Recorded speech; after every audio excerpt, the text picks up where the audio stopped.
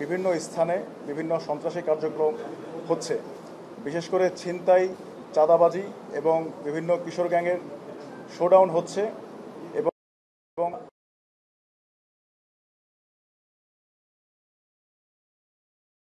গোয়েন্দার মাঠকর্মীরা নিজেরা বিভিন্ন জায়গায় গিয়ে রেকি করে এবং কনফার্ম হয় যে এই স্থানগুলোতে এই ধারালো অস্ত্রগুলো পাওয়া যাবে। অতঃপর আমরা আজকে নিউ মার্কেটে গিয়ে 3 থেকে 4টি দোকানের মধ্যে তল্লাশি চালিয়ে আমরা এই ধারালো অস্ত্রগুলো উদ্ধার করতে সক্ষম হই। এখানে উল্লেখ্য যে এই যে আইটেমগুলো আছে এগুলো কিন্তু মানে কাইন্ড অফ গোপনে বিক্রি করা হচ্ছে, সাপ্লাই দেওয়া হচ্ছে। তারা ডিসপ্লেতে রাখেনি জিনিসগুলো, উপরে বিভিন্ন কিচেন আইটেম রেখে ভিতর থেকে গোডাউন থেকে এগুলো তারপরে সাপ্লাই দেওয়া হয়। আজ আমরা এই কাজে জড়িত হিসাবে 9 জনকে গ্রেপ্তার করতে পারি। মোট 3টি দোকান থেকে মূলত এই আইটেমগুলো পাওয়া যায়। এখন এই ক্ষেত্রে আমি আমাদের ব্যবসায়ী সমাজের প্রতি একটা অনুরোধ করব, সেটি হচ্ছে আপনারা কেউ এই ধরনের সামুরাই চাপাতি বা ধারালো অস্ত্র বিক্রি করবেন না। অনেকেই এগুলো হয়তো সুভিনিয়র হিসাবে সংগ্রহ করেন, কিন্তু দেশের বর্তমান বাস্তবতা হলো এগুলো বিভিন্ন সন্ত্রাসী গোষ্ঠী ব্যবহার করছে এবং এতে সাধারণ মানুষের জানমালের ক্ষতি হচ্ছে। এই প্রবণতা যে কোনোভাবে বন্ধ করতে হবে। আর সাধারণ জনগণের প্রতি আমার একটি অনুরোধ আছে, সেটি হচ্ছে কিশোর গ্যাংয়ের দৌরত্ব বন্ধ করতে হবে এবং ইনশাল্লাহ আমরা তা বন্ধ করবই। আপনাদের আশেপাশে কেউ ধারালো অস্ত্রের অবৈধ ব্যবসা করলে আমাদের নিকটস্থ সেনা ক্যাম্পে খবর দিবেন। সকলের সম্মিলিত প্রচেষ্টায় কিশোর গ্যাংয়ের কার্যকলাপ বন্ধ করা সম্ভব হবে ইনশাল্লাহ। পরিশেষে আমি বলতে চাই, দেশের আইনশৃঙ্খলা রক্ষায় বাংলাদেশ সেনাবাহিনীর দৃঢ় অবস্থানে রয়েছে। আমরা দিনরাত চেষ্টা করে যাচ্ছি যাতে দুষ্কৃতিকারীরা কোনো অবস্থাতেই দেশে অস্থিতিশীল পরিস্থিতি সৃষ্টি করতে না পারে। এই ব্যাপারে আপনাদের সহযোগিতা একান্ত কাম্য। সবাইকে ধন্যবাদ।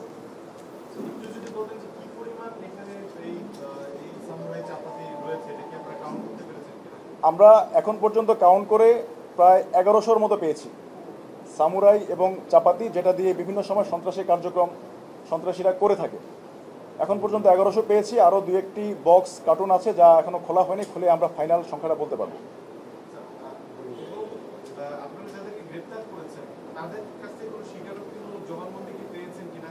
আরেকটা বিষয় কি বলবেন যে এখানে তো চাপাতি রয়েছে, কুড়াল রয়েছে, এখানে বেশ কিছু বিষয় যেগুলো হোম এবং মাংস কাটার জন্য ব্যবহার হয়ে থাকে সাধারণত, কিন্তু সামুরাইটা আমরা একটু ডিফারেন্ট দেখি যেটা আসলে সাধারণত ব্যবহার হয় না। কিন্তু সেক্ষেত্রে এই প্রশ্নটা আসে কিনা যে এটাতে একটা দোকানে বিক্রি করা যায়, যেটা আইনগতভাবে বৈধ, সেক্ষেত্রে কি আপনাদের কোনো বক্তব্য আছে? আসলে এই মানে অন্যান্য হাউজহোল্ড আইটেমগুলো আইনগতভাবে বৈধ। এই সাইজের সামুরাই এটা আসলে গৃহস্থলের কী কাজে লাগে এটা আমি এখনও নিশ্চিত না। তো আমরা গত কয়েক মাস ধরে লক্ষ্য করতে পেরেছি বিভিন্ন সন্ত্রাসীরা এই ধরনের দেশীয় অস্ত্রটাই বেশি ব্যবহার করে থাকে। তো সেই কারণে আমরা আসলে বিভিন্ন সন্ত্রাসীর কাছ থেকে যখন গ্রেপ্তার করি, ইনিশিয়াল স্বীকারোক্তিতে তারা স্বীকার করেছে যে তারা এই জিনিসগুলো খারাপ কাজের জন্য ব্যবহার করে আসছে এবং তারা গোপনে এগুলো বিক্রি করছে। এবং আমি আগেই বলেছি যে কিছু কিছু আইটেম আছে যেটা হাউসহোল্ড কাজে ব্যবহৃত হয়, সেটি কিন্তু আপনার ওপেনলি ব্যবহার করা হচ্ছে, আর এই আইটেমগুলো সিক্রেটলি বিক্রি করা হচ্ছে এবং কাইন্ড অফ হোম ডেলিভারি দেওয়া হচ্ছে।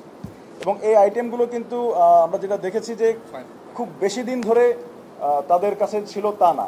রিসেন্টলি গত 3-4 মাস ধরে এগুলো বিশাল আকারে মজুত করা হয়েছে এবং এগুলো বিভিন্ন সন্ত্রাসীদের হাতে দেখা যাচ্ছে। এবং আপনি দেখতে পাচ্ছেন যে এগুলো কিভাবে হোম ডেলিভারি দেওয়া হয়। এগুলো একটা বক্সে করে সুন্দর করে, বক্সের কাভারে থাকে হচ্ছে আপনার ছোট হাউসহোল্ড নাইফ, বাট ভিতরে থাকে হচ্ছে এই জিনিসগুলো। এগুলো হোম ডেলিভারি বিশেষ করে আপনার সন্ত্রাসীদেরকে দেওয়া হয় এবং যারা কিশোর গ্যাং যারা তাদের কাছে দেওয়া হচ্ছে। আর আপনি একটা প্রশ্ন করেছেন যে তাদের সাথে সন্ত্রাসীদের যোগসাজশ আসে কিনা, সেটা আমি এখনই নিশ্চিত করে বলতে পারবো না। এটার জন্য অধিকতর তদন্তের প্রয়োজন হবে। আমরা এগুলো সব কিছু পরবর্তী আইনি প্রক্রিয়ার জন্য ডিবি পুলিশের কাছে হস্তান্তর করব। তারা যাচাই বাছাই করে নিশ্চিত করে বলতে পারবেন যে তাদের এখানে কতটুকু ইনভলভমেন্ট আছে। হ্যাঁ, এগুলো তারা বিক্রি করে সাপ্লাই দেয়, এটা তারা প্রাথমিক স্বীকারোক্তি হিসাবে দিয়েছে। বাট তারা অনেকে দাবি করছে এটা দিয়ে যে সন্ত্রাসী কার্যক্রম হচ্ছে সন্ত্রাসীরা দেশের অস্থিতিশীল পরিস্থিতি তৈরি করছে এই ব্যাপারে তারা সম্পূর্ণ নিশ্চিত না বলে আমাদেরকে বলেছে, বাট এটার জন্য আরও অধিকতর তদন্তের প্রয়োজন হবে। তারা যদি নিশ্চিত না বিষয়টা, তাহলে এই বিষয়টা তো তারা মানে প্রকাশ্যে বিক্রি করতো, এত ভিতরে গোডাউনের ভিতরে রাখার তো কোনো প্রশ্ন আসে না স্বাভাবিকভাবে। এই জিনিসটা আপনারা কীভাবে দেখছেন? এটার জন্য আসলে আমাদের অধিকতর তদন্ত করতে হবে।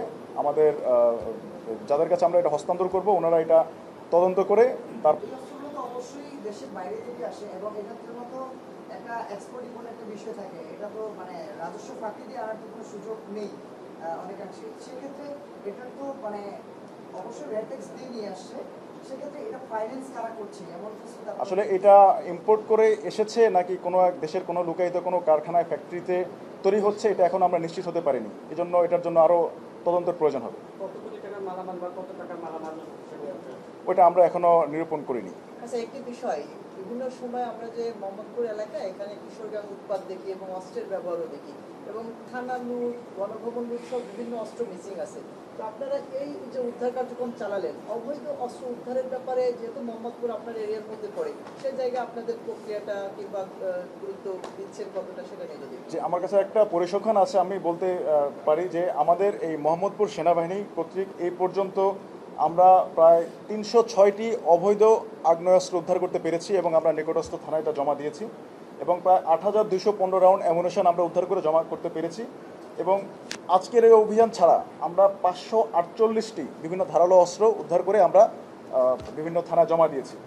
আর এছাড়াও আমাদের কাছে এই পর্যন্ত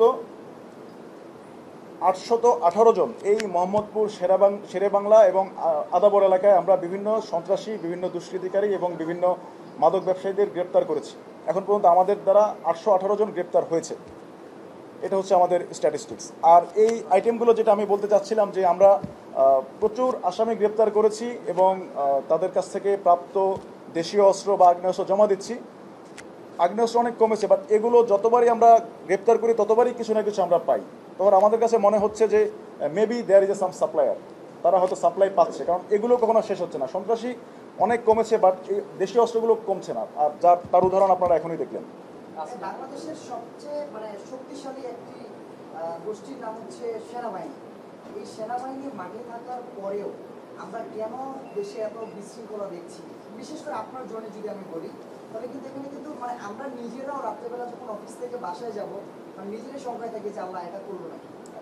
বিষয়টা কিন্তু এমন হয়, কিন্তু সেনাবাহিনী মাঠে থাকা অবস্থায়ও পুলিশ আছে, সেখানে এনএসআই, ডিজিএফআই থেকে শুরু করে বিভিন্ন গোয়েন্দা সংস্থা কাজ করছে, তবুও কেন মানে আইন শৃঙ্খলা ঠিক হচ্ছে? আপনি যদি পরিসংখ্যান দেখুন, আপনি গত বছরের অক্টোবর পর্যন্ত যে পরিমাণ ক্রাইম আপনি মোহাম্মদপুর এলাকায় দেখেছেন, এখন কিন্তু অনেকটাই কমেছে এবং আমরা কিন্তু অনেক আসামি ধরতে পেরেছি। এবং আপনি যেটা বললেন ছিনতাই, গতকালকেও আপনি নিউজ পাবেন, গতকালকেও আমরা সিসিটিভি ফুটেজ দেখে 2 জন ছিনতাইকারীকে ধরতে পেরেছি, যারা একজনের মোটরসাইকেল ছিনতাই করেছিল এবং ভুক্তভোগী কিন্তু মোটরসাইকেল ফেরত পেয়েছে। এবং বিভিন্ন সময় আপনারা যে সোশ্যাল মিডিয়াতে যে ভিডিওগুলো আপনারা আপলোড করছেন, আমি ধন্যবাদ জানাবো। ওই ভিডিওগুলোর কারণে আমরা কিন্তু সন্ত্রাসীদের চিহ্নিত করতে পারছি এবং তাদেরকে আমরা তথ্য প্রযুক্তির সহায়তায় ট্র্যাক করে আমরা কিন্তু তাদেরকে গ্রেপ্তারের আওতায় আনতে পেরেছি।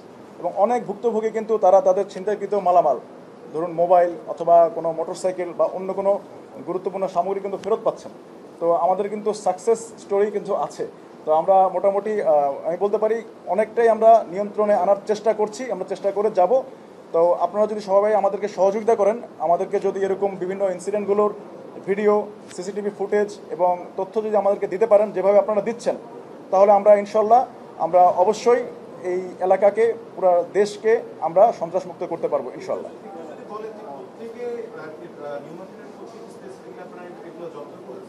এবং যে বিষয়টা আপনি বলছিলেন যে এগুলো তারা সাপ্লাই দিচ্ছে, যে বিষয়টা কিন্তু আমরা আগে দেখি যে তারা কিশোর গ্যাংয়ের মতো একটা তুচ্ছ বা বিচ্ছিন্ন যে গ্রুপ তাদেরকে সাপ্লাই দিচ্ছে। এটা কি কোনো নেটওয়ার্ক হয়েছে কিনা, আপনারা কি এমন কিছু ধারণা করছেন? যে আমরা কিছু তথ্য পেয়েছি, এটা আমরা ফার্দার ইনভেস্টিগেশন করব। তো তদন্তের স্বার্থে আমি এখনই সব ডিসক্লোজ করতে চাচ্ছি না। ডিসক্লোজ করলে হয়তো যাদেরকে এখন আমরা গ্রেপ্তার করতে পারিনি, অথবা হয়তো যারা দেখেছে আমরা অভিযান চালাচ্ছি, যারা পালিয়ে গেছে। হ্যাঁ, আমরা কিছু তথ্য পেয়েছি, কিছু নেটওয়ার্কের তথ্য আমরা পেয়েছি। তো আমি আসলে তদন্তের স্বার্থে এখনই সব বলতে চাচ্ছি না। এই জিনিসগুলো যদি আমি বলে দিই তাহলে ফার্দার আমাদের অপারেশন করে হয়তো আসামিদেরকে পাওয়া যাবে না।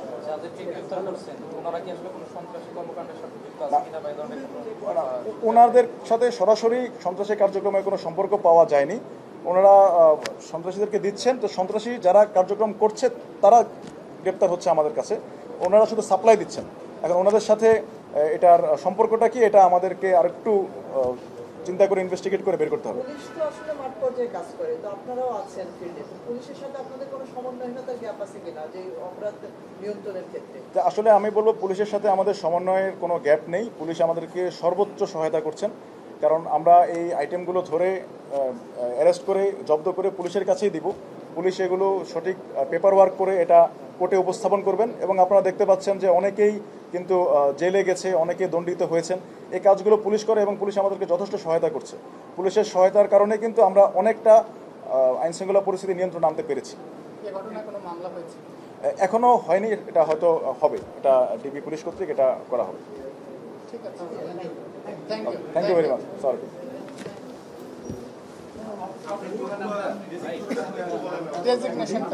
আপনার নাম এবং যে আমি লেফটেন্যান্ট কর্নেল নাজিম আহমেদ। আচ্ছা, আমি লেফটেন্যান্ট কর্নেল নাজিম আহমেদ, আমি অধিনায়ক 23 ইস্ট বেঙ্গল রেজিমেন্ট, আর আমাদের মোহাম্মদপুর, শেরেবাংলা এবং আদাবর এই সেনাবাহিনীর দায়িত্বে আমি আছি। Thank you.